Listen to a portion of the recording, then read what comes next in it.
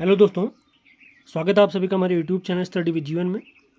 तो जैसा कि आप सभी को ज्ञात है, किसी भी परीक्षा में बेहतर स्कोर करने के लिए उस आयोग के द्वारा उस परीक्षा के जो कॉमन सिलेबस है, उन परीक्षाओं में आयोग किन टॉपिक्स पर विशेष फोकस कर रहा है और किन टॉपिक से सवाल बनने की प्रबल संभावना रहती है, उनका एनालिसिस करके एग्जाम में यदि हम भाग लेते हैं तो हम बेहतरीन स्कोर कर पाते हैं। तो यूके ट्रिपल एस सी स्नातक स्तरीय री एग्ज़ाम हेतु एक सीरीज हम लॉन्च कर रहे हैं, जिसमें हम देखेंगे आयोग द्वारा प्रीवियस परीक्षाओं में, पिछली 8 परीक्षाओं में उस टॉपिक से रिलेटेड कौन कौन से सवाल, किस किस तरह के सवाल पूछे गए हैं, यानी उस टॉपिक पर विशेष पकड़ हमारी रहे और उन टॉपिक्स को हम देख सकें। तो आज सामान्य हिंदी के अंतर्गत हम देखने वाले हैं टॉपिक संधि। संधि पिछली 8 परीक्षाओं में अगर मैं बात करता हूँ तो 8 बार आयोग ने, मतलब टोटल 8 क्वेश्चन आयोग ने पूछे हैं।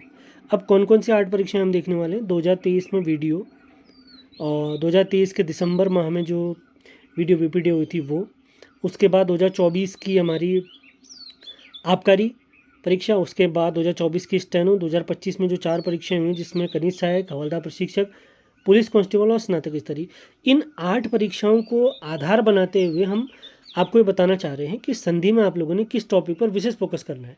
स्नातक स्तरीय री एग्ज़ाम जो हमारा होने वाला है अप्रैल और मई माह के आखिर में आपको देखने को मिल जाएगा ये। तो स्नातक स्तरीय परीक्षा का आप सिलेबस देखेंगे तो उसमें आयोग ने संधि के अंतर्गत केवल 2 ही टॉपिक दिए हैं, यानी स्वर संधि और व्यंजन संधि। संधि को हम 3 भागों में बांटते हैं, जिसमें स्वर, व्यंजन और विसर्ग संधि आती है।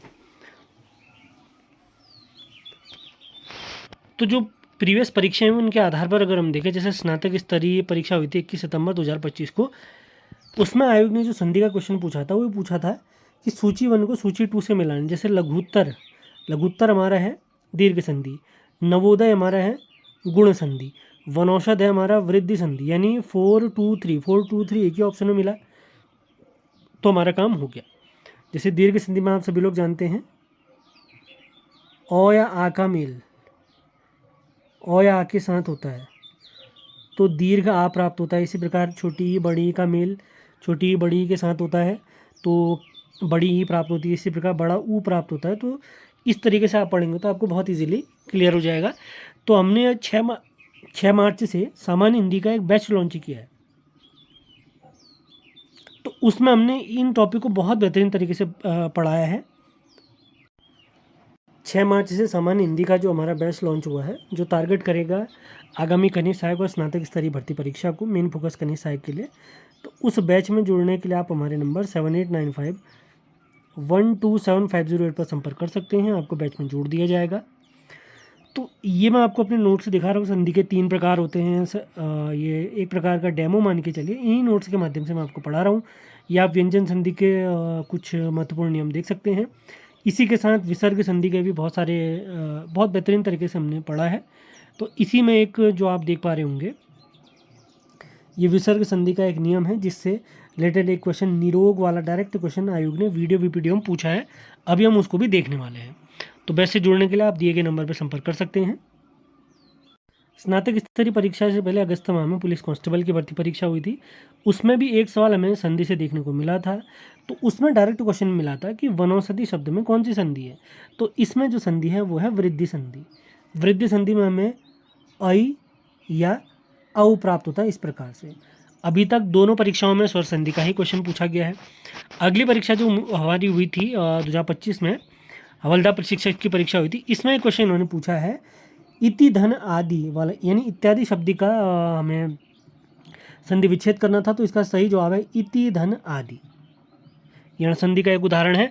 और इसी परीक्षा में हवलदार प्रशिक्षक में ही एक सवाल और उन्होंने पूछा था, यानी इसमें संधि के 2 सवाल हमें देखने को मिले हैं।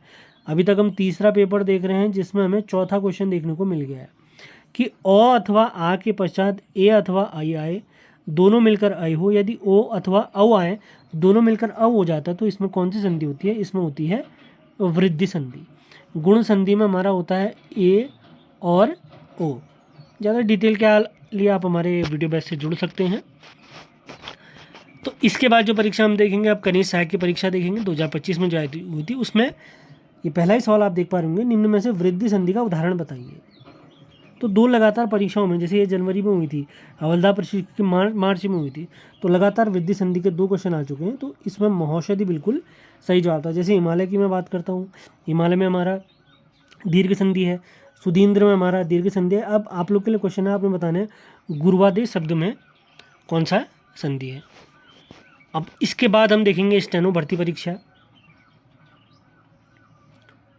स्टेनो में कौन सा सवाल पूछा गया, इसमें संधि का जो सवाल पूछा गया वो पूछा गया अनुधन अय अन्वय।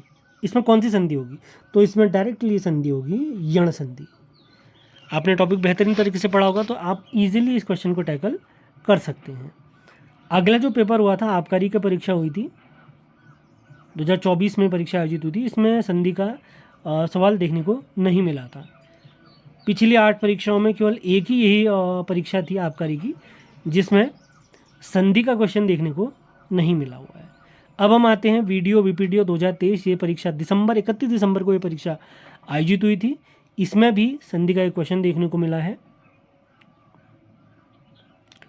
अनुधन ऐषण अन्वेषण, यह किस संधि के अनुसार इसका नियम चल रहा है, ये हमसे पूछा गया है। आप लोग का क्वेश्चन है, ये आंसर नहीं है, ये आंसर नहीं है। अब बचे 2 ऑप्शन, इन्हीं 2 ऑप्शन में से एक सही आंसर होने वाला है। आप कमेंट बॉक्स में इसका आंसर बता सकते हैं। अब आती है 8वीं परीक्षा यानी वीडियो वीपीडीओ जुलाई 2023 की।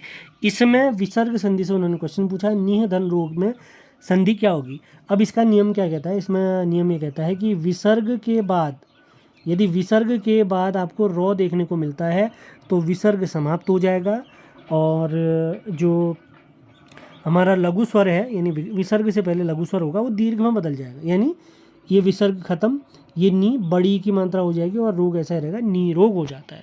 ज़्यादा डिटेल के लिए आप हमारे बैच से जुड़ सकते हैं और बहुत बेहतरीन तरीके से हमने पढ़ा रखा है। नॉमिनल सी फीस आप लोग के लिए रखी गई है। और इसके अलावा आप लोग को ये सीरीज कैसी लग रही है, इस प्रकार का एनालिसिस लगातार आप चाह रहे हैं हर सब्जेक्ट का, हर टॉपिक का, तो एनालिसिस मैं करा दूंगा। कमेंट बॉक्स में आप लोगों ने कमेंट ज़रूर करना है। बाकी सेशन पसंद आया तो इसे लाइक और शेयर ज़रूर करना है आप लोगों ने।